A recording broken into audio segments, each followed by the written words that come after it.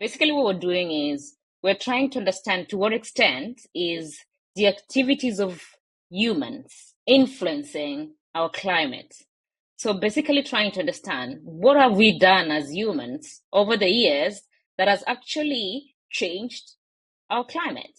And one way of looking at that is how activities of humans are sort of modifying the weather that we experience, the climate that we experience, and most importantly, in terms of sort of the extremes or looking at how weather really affects us in a very extreme way, in a very adverse way, in a way that it creates impacts that are adverse or harmful to humans. It could be humans, or could be just the natural system. It could be our crops. It could be our plants. It's the fauna and the flora, right? It's everything in the climate system that is being affected. So basically quantifying and trying to understand to what extent activities of human beings have contributed to how our climate has changed and how that climate is impacting us. The work that you just mentioned is a work that I did 3 years ago, and I started trying to understand how rainfall has been changing in parts of East Africa and Kenya. And I was trying to understand that kind of rainfall in that particular season of March, April, May, which was really causing extreme flooding, extreme rainfall resulting in flooding that was affecting especially a lot of like agricultural systems, right? And so in that case, I just wanted to understand like to what extent is actually climate change has modified sort of that kind of rainfall, which was associated with that impact. And so with that, you're trying to just quantify how much the emissions of greenhouse gases in the atmosphere actually modifying the rainfall in parts of the world. And this specifically was looking at East Africa to understand how was that modification happened for that particular region. I'm interested in citizen science involving everyday people in being able to measure things in different parts of the world. Have you done any work in that area? Yeah, I've been working a lot with like communities across East Africa to understand how they use their own local knowledge, right? The indigenous knowledge. How do they conserve the environment? How do they understand the environment? Because that's very important. You want the science to complement with the sort of the indigenous or the local knowledge so that you're sort of enriching having diverse views or also enriching those knowledge systems so that it can be able to support adaptation and resilience building. So what I've been doing as well in terms of citizen science is involving communities, for example, and observing the environment, trying to work with them to understand what are the sort of the indicators of changes in the environment.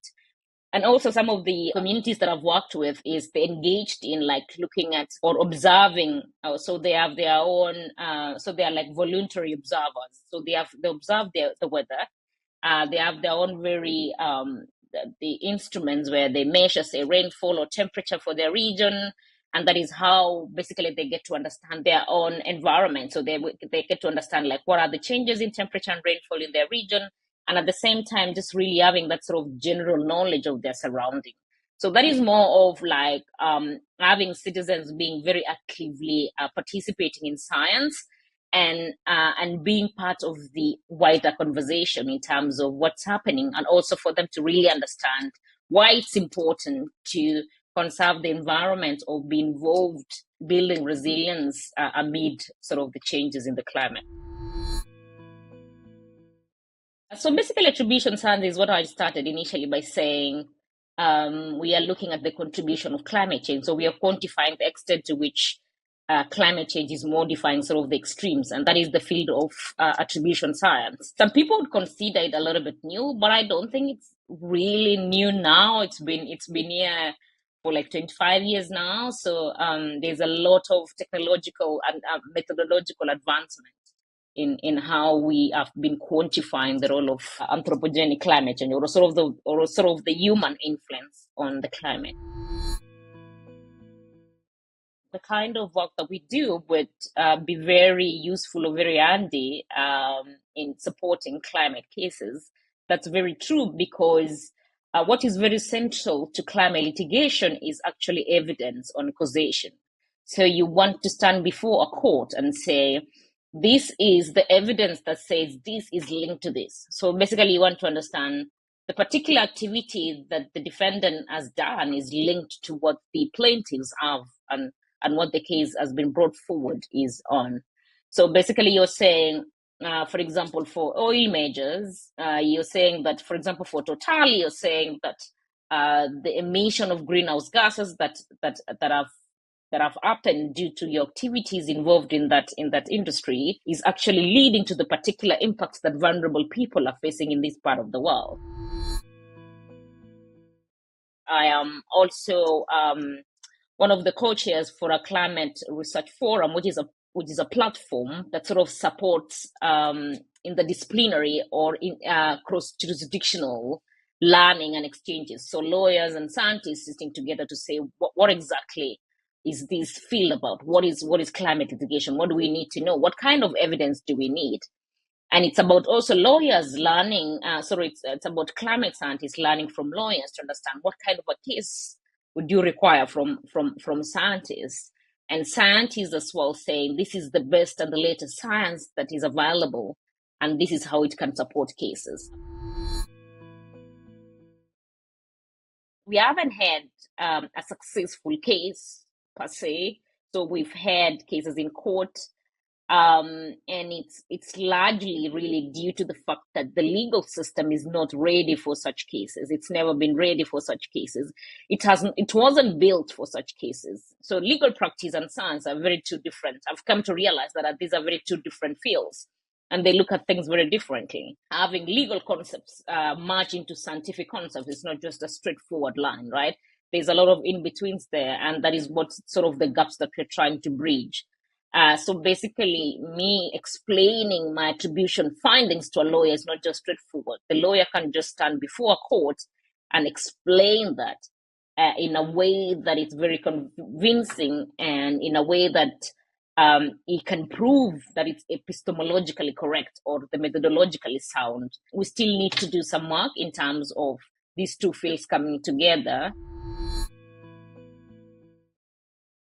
This is really the mandated authority, the global authority, to provide the latest, the best available science. Through the work of this body that we've learned, the world has got to understand a lot about what's happening to our planet and what changes have been occurring to our planet and what are sort of the impacts and how, and sort of trying to discuss what are the options that are available to sort of adapt to these changes, and also to try to mitigate some of the causes that are causing these changes. So I think IPPC is a very, very fundamental, very crucial body that has really provided the science. It has furthered the discussion.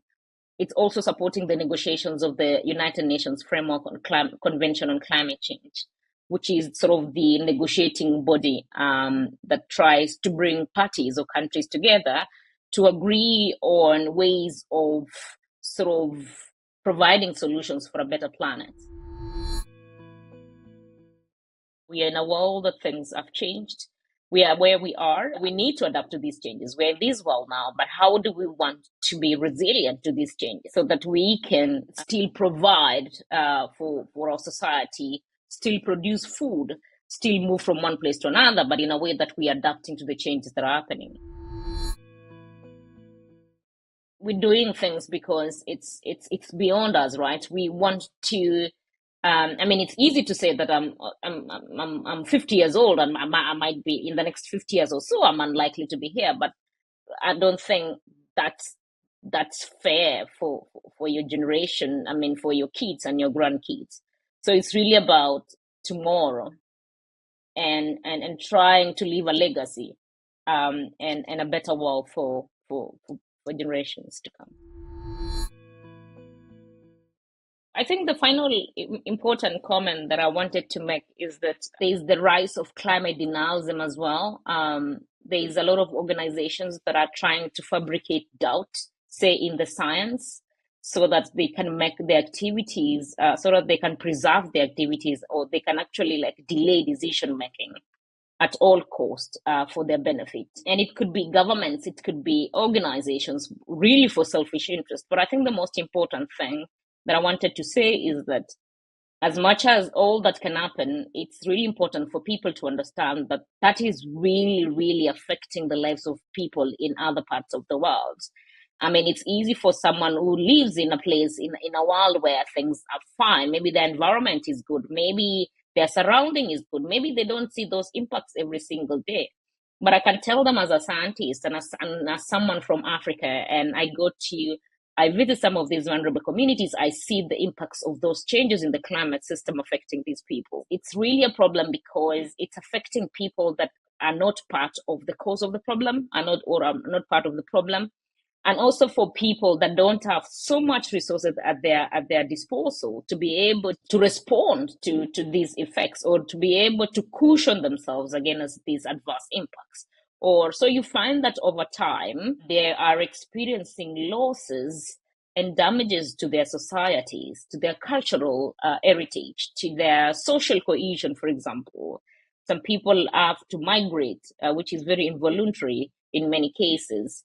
They lose their homes. People can be lost in the idea that it's always about money that brings happiness, but to some people, it's really about their home, it's about their culture, it's about their sense of belonging that is really important. For more from this interview, subscribe to Imaginize World on YouTube or wherever you listen to your podcasts.